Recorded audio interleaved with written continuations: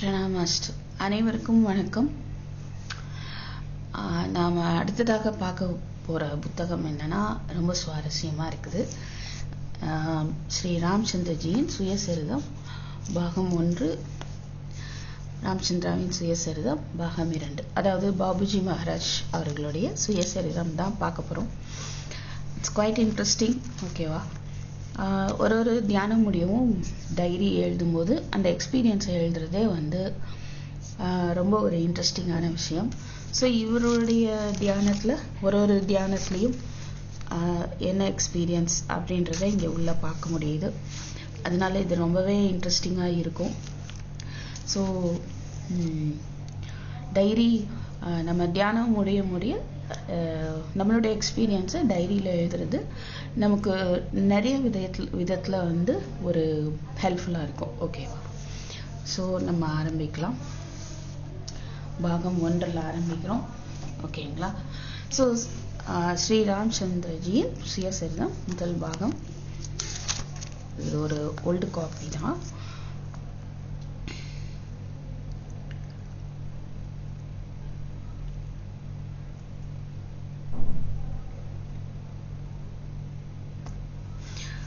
வெளியீட்டார் பதிவு. ஸ்ரீ ராமச்சந்திர மிஷனின் ஸ்தாபகராகிய ஸ்ரீ ராமச்சந்திரஜி மகாராஜ் அவர்களின் சுயசரிதமாகிய போற்றத்தகுந்த இந்நூலை உலகம் அனைத்திலும் உள்ள நம் வாசகர்களுக்கு வெளியிடுவதில் நாம் மிகவும் மகிழ்ச்சி அடைகிறோம். தன்னுடைய சுயசரிதையை மாஸ்டரை எழுதச் சொல்வது என்பது மிக கடினமாக போய்விட்டது. முக்கியமான சிரமம் என்னவெனில் அவர் எவ்விதத்திலும் விளம்பரத்தை விரும்பாததுதான். இந்திய மாநிலமான உத்தரப்பிரதேசத்தில் உள்ள ஷாஜஹான்பூர் நகரம் அவருடைய பிறந்த ஊராக இருக்கும் பாக்கியத்தை பெற்றது. இந்து காயஸ்தா குடும்பத்தை சேர்ந்தவர் மாஸ்டர். இப்பிரிவுக்கு சரித்திர பாரம்பரியம் உண்டு.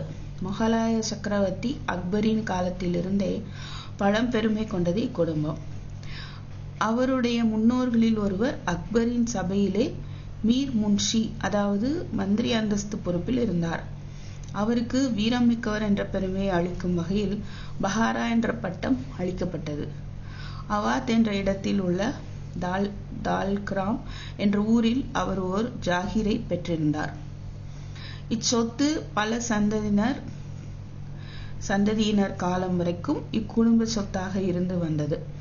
பக்ஷி குந்தன்லால் எனப்படும் பின்வந்த சந்ததியினர் ஒருவர் நவாப் சுஜாத்துல்லாவிடம் பிரதான இராணுவ அதிகாரியாக இருந்தவர். 1761 ஆண்டு நடந்த 3ஆம் பானிபட் போரில் அவர் இராணுவ தளபதியாக இருந்து வழிநடத்தி சென்றார். மற்றொரு அரசரான ஹஃபிஸ் ரஹ்மத் கான் என்பவர் பக்ஷி குந்தன் லாலின் வீரத்தை கண்டு மெச்சி நவாப் சுஜாத்துல்லாவிடமிருந்து இவரை பெற்றுக்கொண்டு தன்னுடைய இராணுவ அதிகாரியாக நியமித்துக் கொண்டார். இருப்பினும் ஷாஜகான்பூருக்கு அருகில் உள்ள பதேகஞ்ச் என்ற இடத்தில் 1774 ஆண்டு ரஹ்மத் கானுக்கும் சுஜாத்துல்லாவுக்கும் இடையே நடந்த போரில் பக்ஷி குந்தன்லால் கொல்லப்பட்டார். அவருடைய புது நவாப்பும் அவருடனேயே கொல்லப்பட்டார். உயிர் பிழைத்த குடும்பத்தில் ஏனையோர் தங்களுடைய உயிரை காத்து கொள்ளும் பொருட்டு அவ்விடத்தை விட்டு வெளியேறி வெவ்வேறு இடங்களில் குடிபெயர்ந்தனர்.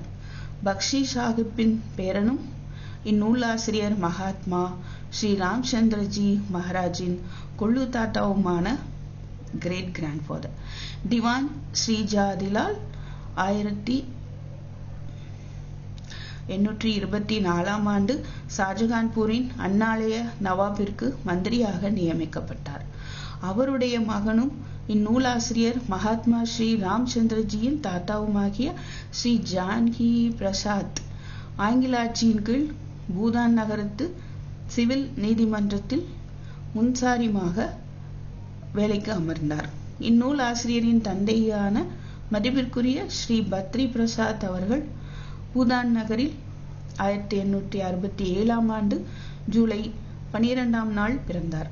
பிரமாதமான பள்ளி படிப்பிற்கு பிறகு அவர் 1892 ஆண்டு ஷாஜகான்பூரில் வழக்கறிஞர் தொழிலை ஆரம்பித்தார். வெகு விரைவிலேயே அவர் அந்நாளைய பிரபலமான வழக்கறிஞர் ஆனார். வெகு விரைவிலேயே மிக பிரபலமாகி முதல் தர விசேஷ மாஜிஸ்ட்ரேட்டராக அமர்த்தப்பட்டார். அவர் சரித்திரத்துறையில் பெரும் புலமை பெற்றிருந்தார். இந்திய சரித்திரத்தின் புராதன காலத்தை பற்றி உருது மொழியில் அவர் எழுதிய நூல் இன்னமும் கைப்பிரதியாக உள்ளது. அது மிகவும் அரியதொரு பொக்கிஷமாக கருதப்படுகிறது. பகவான் ஸ்ரீ கிருஷ்ணனின் பரம்பரை பற்றிய அவருடைய ஆராய்ச்சி உருது மொழியில் எழுதப்பட்டுள்ளது. அது இன்னமும் வெளியிடப்படவில்லை. அதுவும் கூட மிகவும் போற்றத்தகுந்ததாக கருதப்படுகிறது. மேலே கூறியவை நம் மாஸ்டரின் குடும்ப வரலாற்றின் சிறிய பகுதியாகும். அவருடைய சுயசரிதத்தை வெளியிடும் பாக்கியத்தை நாங்கள் பெற்றிருக்கிறோம். ஆன்மீக நிலைகள் மற்றும் நாட்குறிப்புகள் பற்றி மதிப்பிற்குரிய மாஸ்டர் அவர்கள் தரும் கருத்துக்கள் சகஜ மார்க்க தியான முறையை பின்பற்றி சத்தியத்தை நோக்கி செல்லும் நாடுபவர்களுக்கு மிகவும் ஆர்வமுள்ளதாகவும் வெளிப்பாடு அளிப்பவையாகவும் அமையும் என்பது எங்கள் நம்பிக்கை. இறை உணர்தலின் பாதையில் முன்னேறி செல்லும் போது ஏற்படும் முன்னேற்றம் பற்றிய அக அறிவை கூருணர்வு திறன் படைத்த, அதாவது சென்சிட்டிவ் நாடுபவர்கள் அதிகமாக அடையப் பெறுவார்கள். ஓகே, வசந்த் பஞ்சமி வெளியிடுவோர் 28 ஜனவரி 28, 1974. ஓகேங்களா. இவர் நம்மளுடைய லாலாஜி மகாராஜ், சமத் குரு மகாத்மா ராமச்சந்திரஜி மகாராஜ் வதேகர். ஓகே,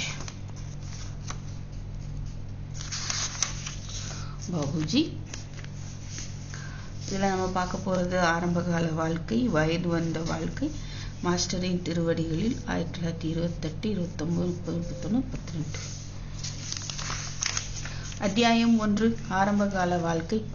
நான் 1899 ஆண்டு ஏப்ரல் மாதம் 30ஆம் தேதி ஞாயிற்றுக்கிழமை காலை 7:26 பிறந்தேன். என் தகப்பனார் ராய் பகதூர் ஸ்ரீ பத்ரி பிரசாத் முதல் தர கௌரவ விசேஷ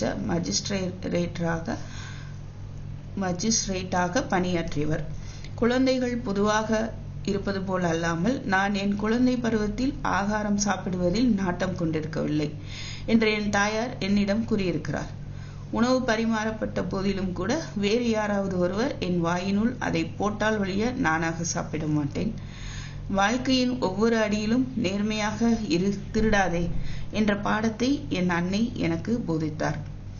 அதன் விளைவு என்னவாயிற்று என்றால் என்னுடைய வாழ்க்கையின் ஒரு அங்கமாகவே அது அமைந்துவிட்டது. ஒரு குழந்தை பேச ஆரம்பிக்கும் வரை அல்லது சிந்திக்க ஆரம்பிக்கும் வரை பெற்றோர் மற்றும் ஏனையரோடு தூண்டுதல் கருத்துக்கள் அக்குழந்தையிடம் அப்போது தான் உருவாகி கொண்டிருக்கும் குணநலன்களை பாதிக்கின்றன. இத்தூண்டுதல் கருத்துக்கள் அக்குழந்தையின் வாழ்க்கையின் ஒரு அங்கமாகி விடுகிறது. குழந்தை தூண்டுதல் கருத்துக்களின் பொருளாகவே ஆகிவிடுகின்றது. அவன் வாலிபனாக வளர்ந்த பிறகு பெற்றோர் மற்றும் ஏனைய மனிதர்களின் தூண்டுதல் கருத்துக்கள்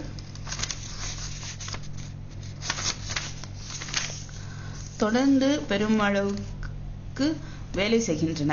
இந்த வயதிலிருந்து சிந்திக்க ஆரம்பிப்பதால் அவன் தன்னை தானே உருவாக்கி கொள்ள ஆரம்பிக்கிறான். இவ்வயதில் அவனை சுற்றியுள்ள சூழ்நிலைகளும் அவனை பாதிக்க ஆரம்பிக்கின்றன. மேன்மேலும் அவன் சுருட்டி வைக்கப்பட்டுள்ள கயிற்றை போல் ஆகின்றான். எரித்தாலும் கூட சுருள் களையாமல் அப்படியே இருக்கின்றது. குழந்தை பருவத்தின் இவ்விஷயத்தில் பெற்றோர்கள் போதிய அளவு கவனம் கொள்ளுதல் வேண்டும். சரியானவைகள் மட்டுமே குழந்தைகளிடம் பேசப்பட வேண்டும். ஒரு குழந்தை சிந்திக்க அல்லது புரிந்து கொள்ளக்கூடிய சக்தியை வளர்த்து கொள்ளாவிட்டாலும் கூட அதன் பெற்றோர் பேசும் வார்த்தைகளின் பதிவுகளை எடுத்துக்கொள்ளக்கூடும். ஆகவே குழந்தைகளின் முன்னால் பேசும்போது கூட ஒருவர் சர்வ ஜாக்கிரதையாக இருத்தல் வேண்டும். குழந்தைகளின் முன்னால் முட்டாள்தனமாக பேசக்கூடாது. மகாபாரதத்தில் வரும் அபிமன்யுவின் உதாரணம் எல்லோருக்கும் தெரிந்ததே. அபிமன்யு தாயின் கர்ப்பப்பையில் இருக்கும்போது அர்ஜுனன் தன் மனைவிக்கு சக்கர வியூகத்தை உடைத்து கொண்டு எப்படி உள்ளே போவது என்பதை பற்றி விளக்கியிருக்கிறான். மகாபாரத போர் துவங்கிய போது அபிமன்யுவுக்கு 16 வயது. தன்னால் சக்கர வியூகத்தை உடைத்து கொண்டு போக முடியும் என்று கூறிக்கொண்டு அவன் உள்ளே நுழைந்தான். ஆனால் வெளியே வர முடியவில்லை. ஏனென்றால் அதிலிருந்து எப்படி வெளியே வருவது என்பதை பற்றி அர்ஜுனன் தன் மனைவியிடம் கூறவில்லை. என்னுடைய சொந்த அனுபவம் ஒன்றை இவ்விஷயத்தில் கொடுக்கிறேன். நான் தியானம் செய்ய ஆரம்பித்த சில நாட்களுக்கு பிறகு தானியத்திலிருந்து உமியை நீக்க பயன்படுத்தும் இயந்திரம் ஒன்றின் மீது சூரிய ஒளியில் என்னை நானே ஒரு 2 அல்லது 3 மாத குழந்தையாக படுத்து கொண்டிருப்பதை கண்டேன். இதை பற்றி நான் சிந்தனை செய்து பார்த்தேன். என்னுடைய தாயார் என்னை அந்த இயந்திரத்தின் மீது கிடத்தியிருக்க வேண்டும் என்று நான் முடிவுக்கு வந்தேன். என் தாயார் அதனை உறுதிப்படுத்தினார்கள். அதுபோல பல தடவைகள் என்னை கிடத்தியதாக அவர்கள் கூறினார்கள். 6 அல்லது 7 வயது நிரம்பிய என் குழந்தை பருவத்தில் புராதனமான வழிபாடுகளை என் தாயார் செய்து வருவதை நான் அடிக்கடி பார்த்தேன். அவர்கள் செய்து வரும் வழிபாட்டு பூஜையை எனக்கு கற்றுத்தரும்படி நான் அவர்களை வேண்டிக் கொண்டேன்.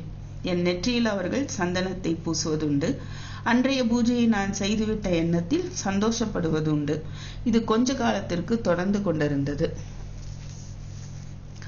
9 வயதில் சத்திய நிலைக்காக ஒரு வகையான தாகத்தை உணர்ந்தேன். தண்ணீரில் மூழ்கிய மனிதனைப் போல நான் குழம்பியும் திகைத்தும் போனேன். பிறகு பகவத்கீதை படிக்க ஆரம்பித்தேன். ஆனால் நான் எந்த நிலைக்கு ஏங்கிக் கொண்டிருந்தனோ அதை பகவத்கீதை என் காட்சிக்கு கொண்டு வரவில்லை. எனக்கு தன்னிலை உணர்தலை கொடுக்கக்கூடிய வழிபாட்டு முறையை நியமிக்குமாறு எங்கள் மத குருவை நான் கேட்டேன். ராமா ராமா என்று ஜபிக்குமாறு அவர் கூறினார். இதையும் நான் தொடர்ந்து 7 நாட்களுக்கு குறிப்பிட்ட நேரத்தில் செய்து பார்த்தேன். ஆனால் என்னுடைய நிலையில் எவ்வித மாற்றத்தையும் என்னால் காண முடியவில்லை. அதற்கு பிறகு நான் உருவ வழிபாட்டை முயற்சி செய்து பார்த்தேன்.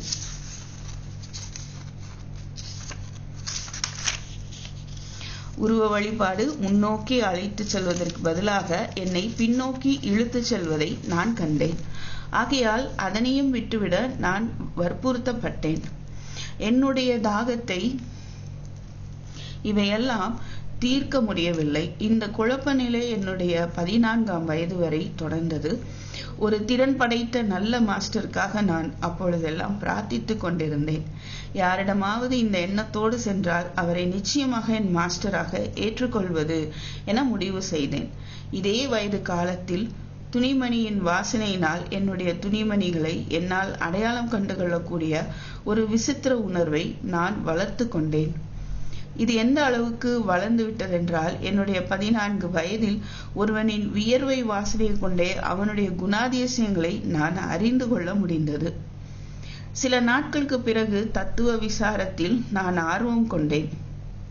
பிரச்சனைகளை எனக்கே உரிய வழியில் சிந்திக்க ஆரம்பித்தேன். 15 அல்லது 16 வயதான போது நான் தத்துவார்த்த புத்தகங்களை படிக்க ஆரம்பித்தேன். மில் என்பவருடைய பயனெறி முறை கோட்பாடு என்ற புத்தகத்தை வாங்கி சில பக்கங்களை புரட்டினேன். இது போன்ற புத்தகங்களை படித்தால் நான் அவர்களுடைய எண்ணங்களை மேற்கோள்களாக காட்டக்கூடும். அதனால் என்னுடைய தனித்தன்மை மறைந்துவிடும் என்ற ஒரு எண்ணம் என்னுடைய மனதில் எழுந்தது. நான் புத்தகத்தை மூடி தள்ளி வைத்துவிட்டு என்னுடைய தனி சிந்தனையை வளர்த்து கொண்டேன்.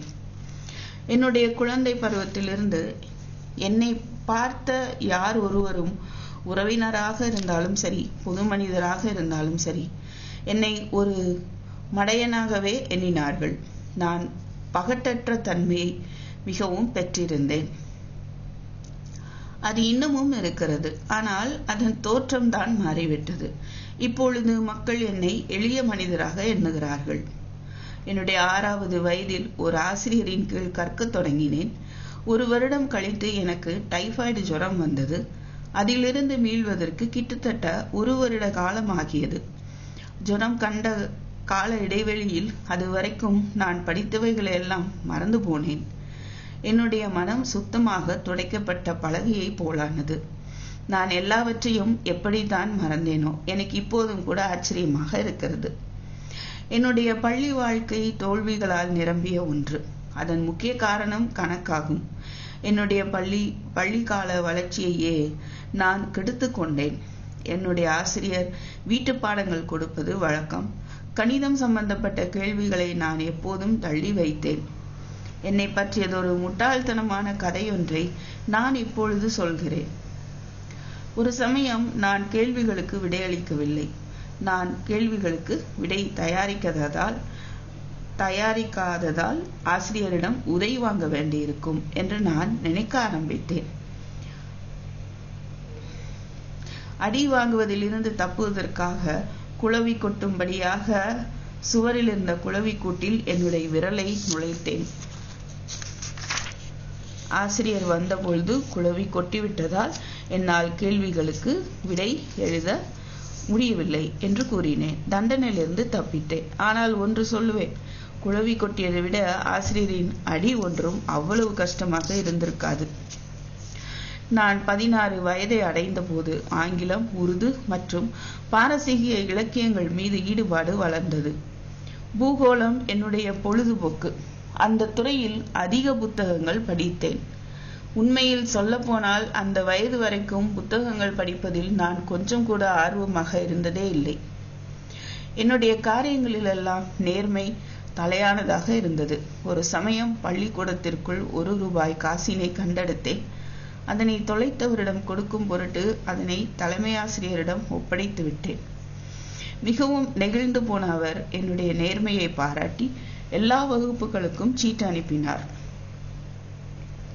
என்னுடைய பள்ளிக்கூட நாட்களில் என் தகப்பனார் எனக்காக வாங்கி தந்திருந்த குதிரையின் மீது சவாரி செய்து போவது வழக்கம். குதிரை ஏற்றத்தில் நான் மிகவும் ஈடுபாடு கொண்டிருந்தேன். குதிரைக்காரன் இல்லாமலேயே கூட நான் குதிரை ஏற்ற பயிற்சி செய்தேன். பள்ளி படிப்பின் இக்காலகட்டத்தில் வசிய ஆற்றல் படைத்த என் நண்பன் ஒருவன் மக்களுடைய வியாதிகளை குணப்படுத்துவது வழக்கம். அதில் ஆர்வம் கொண்டு நான் வசிய ஆற்றல் படைத்தவர்கள் வளர்த்து கொள்ளும் அடிப்படை விஷயத்தை பற்றி சிந்திக்க ஆரம்பித்தேன். அது மனம் குவித்தல் மற்றும் எண்ணத்தினால் நிரப்பப்பட்ட சக்தியின் அசைவின்றி வேறு ஒன்றுமில்லை என்று நான் அறிந்து கொண்டேன். கொஞ்ச நாள் கழித்து என்னுடைய உறவினன் ஒருவன் என்னிடம் வந்து தானும் வசிய ஆற்றல் படைத்தவன் என்று கூறினான். அந்த கலையை எனக்கு கற்றுத்தரும்படி நான் வேண்டிக் கொண்டேன். ஆனால் பண்டைய சேவை முறைகளை நான் செய்தாலன்றி அவன் எனக்கு அவ்வளவு எளிதில் சொல்லித்தரப்போவதில்லை என்று உணர்ந்தேன். நீ மறுபடியும் வரும்போது எந்தவித பயிற்சியும் இல்லாமல் நான் உனக்கு வசிய ஆற்றலை சொல்லித் தருகிறேன் என்று நான் அவனிடம் கூறினேன். என்னுடைய மூளை தத்துவார்த்தமாக போனதாலும் சரிப்பட இருந்ததாலும் அதன் உதவியால் நோயாளிகளை குணப்படுத்த நான் ஆரம்பித்தேன். ஆனால் அப்படியொன்று பெரிய அளவில் செய்யவில்லை. என்னுடைய உறவினன் திரும்ப வந்தபோது என்னால் செய்ய முடிவதை உன்னால் செய்ய முடியாது, வேண்டுமானால் பரீட்சித்து பார் என்றேன். என்னுடைய பள்ளிக்கூட நாட்களில் ஒரு சமயம் என் தலைமை ஆசிரியர் கடும் வயிற்று வலியால் அவதிப்பட்டார். நான் அவருடைய கட்டை விரல்களை என்னுடைய கைகளில் பிடித்து கொண்டு அவருடைய கட்டை விரல்களில் என்னுடைய கட்டை விரலை வைத்து, நீங்கள் இப்பொழுது நன்றாக ஆகிவிட்டீர்கள் என்ற தூண்டுதல் கருத்தோடு 1 நிமிடத்திற்கு மின்சாரத்தை பாய்ச்சினேன். உடனே வலி நின்று போனது. நோயாளியும் தூங்கலானார். அதிலிருந்து எந்த பையனாவது விளையாட்டில் அடிபட்டால் என்னிடம் குணப்படுத்துவதற்காக அனுப்பப்படுவான். நான் நல்ல ஹாக்கி வீரனாக இருந்தேன். ஒரு சமயம் வகுப்பு குழுவுக்கு தலைவனாக இருந்தேன். ஒரு சமயம் ஓய்வு நேரத்தில் தலைமை ஆசிரியர் விளையாட்டு கருவிகள் கொடுக்க மறுத்துவிட்டார். அதிலிருந்து நான் விளையாடுவதையே நிறுத்திவிட்டேன். என்னுடைய பள்ளி நாட்களில் ஆசிரியர்கள் என்னை அதிகமாக நேசித்ததும் தேவைப்பட்ட போது எல்லா உதவி செய்ததும் என்னுடைய அதிர்ஷ்டமாகும். நான் தத்துவார்த்த விஷயங்களில் ஆர்வமாக இருந்ததினால் அவ்விஷயங்களில் கட்டுரைகள் எழுதுவது வழக்கம். மனதின் இயக்கமே கட்டுரைகளின் ஒரு குணாதிசயமாக அமைந்தது. என்னுடைய ஆங்கில ஆசிரியரும் கூட ஒரு தத்துவ ஞானி. அவர் தன்னுடைய பட்ட வகுப்பில் படித்த தத்துவ சிந்தனைகளை நான் எழுதுவதைக் கண்டு அவர் ஆச்சரியப்பட்டார். என்னுடைய தற்போதைய ஆன்மீக வழியில் யோக முறையில் ஆராய்ச்சிகள் எடுத்துக்கொள்ள இந்த சிந்தனையானது எனக்கு உதவி புரிந்திருக்கிறது. ஆராய்ச்சியின் முடிவுகளை நான் புத்தகங்களிலும் கட்டுரைகளிலும் கடிதங்களிலும் கொடுத்திருக்கிறேன். சீதாப்பூரில் நிரம்ப மக்கள் குடியிருந்தனர். இந்தியாவின் மகான்கள் யோகத்தில் இதுவரை எடுத்துக்கொள்ளப்படாத ஆராய்ச்சி மேற்கொள்ள வேண்டும் என்று அங்கே நான் பரிந்துரை செய்தேன். ஆராய்ச்சி என்பது மிகவும் கடினமான வேலையன்று, ஆனால் மக்கள் அதனை கடுமையாக காண்கிறார்கள். முதல் அடிப்படை என்னவென்றால், எல்லாவிதமான உயர் உணர்வு நிலைகளை பற்றிய அறிவையும் முழு அனுபவத்தையும் பெற்ற ஒரு உயர் திறம் பெற்ற யோகியாக ஆராய்ச்சியாளர் இருக்க வேண்டும். சிந்தனை சரியானதாக அமைய வேண்டும். கொஞ்சமாக நீங்கள் சிந்தித்தால் கூட அது சரியானதாக அமைய வேண்டும். இதனை இதயத்தின் சமிக்ஞை சரி பார்க்க வேண்டும். காரியத்திற்கான தெய்வீக கருவிகள் என்னவென்று கண்டறிய மக்கள் கவலைப்படவில்லை. மனம் சிந்திக்கின்றது, அது சரியானதானா என்பதற்கு இதயம் சமிக்ஞை செய்கின்றது. இதயமானது வேறு விதமான சமிக்ஞையை கொடுக்கின்றது. அவைகளை புரிந்து கொள்ளுதல் கொஞ்சம் கடினமானதே. இதுவரைக்கும் இவ்விஷயத்தை திருப்தியோடு விளக்குவதற்கு எனக்கு வார்த்தைகள் கிடைக்கவில்லை. ஆனால் ஒருவர் பயிற்சி செய்தால் அதன் தன்மையை அவர் அறிந்து கொள்வார். சரீரத்தின் ஒவ்வொரு உயிருள்ள உறுப்பும் நீங்கள் அதன் மீது மனம் குவிக்கும் போது தானாகவே பேசுகின்றன. மனம் குவித்தல் என்பது வெளிப்படுத்துவதற்கான கருவிகளுள் ஒன்றாகும். மனம் குவித்தலில் நீங்கள் ஒரு பொருளின் மீது ஒரே குறியாக இருக்கின்றீர்கள். ஆனால் தியானத்தின் போது உங்களுடைய உள்ளுணர்வு ஏதோ ஒன்றுக்காக மட்டுமே காத்திருக்கின்றது. உங்களுடைய எண்ணமெல்லாம் தெய்வீகத்திற்காக இருப்பதால் நீங்கள் தெய்வீகத்திற்காக காத்திருக்கிறீர்கள். மனசாட்சியே குருவென்றும் அதனை தாங்கள் பின்பற்றுவதாகவும் சிலர் கூறுகின்றார்கள். மனசாட்சி என்பது மனம், புத்தி, சித்தம், அகங்காரம் ஆகியவையினால் அமைய பெற்றது. இவையெல்லாம் தூய்மையாக்கப்பட்டு சமநிலைக்கு வந்தால் ஒழிய மனசாட்சி உண்மையான குரல் கொடுக்க முடியாது. ஆகவே மனதின் செயல் துறைகள் எல்லாவற்றிலும் தூய்மை தேவைப்படுகிறது. மக்கள் இதன் மேல் ஆராய்ச்சி செய்ய முயற்சிக்கட்டும். உங்களுக்கு மிக நல்லதொன்றை சொல்லுகின்றேன். ஒரு தீர்வுக்காக ஏதோ ஒன்றை நீங்கள் சிந்தித்துக் கொண்டிருக்கிறீர்கள் என்று வைத்துக் கொள்வோம். அந்த நேரத்திற்கு கொஞ்சமாக அறிந்து கொண்டிருந்தாலும் சரியாக தெரிந்து வைத்திருக்கிறீர்கள் என்றும் கொள்வோம். அந்த கருத்தினை உள்ளுணர்வு மனதில் வைத்திருங்கள். பிரச்சனை தீர்ந்துவிடும். அதனை தீர்த்த பிறகு நீங்கள் சரிபார்த்து கொள்ளலாம். சத்திய நிலையின் உண்மை காட்சி எங்கு தருகின்றதோ அந்த இடத்தின் மேல் தியானம் செய்யுங்கள்.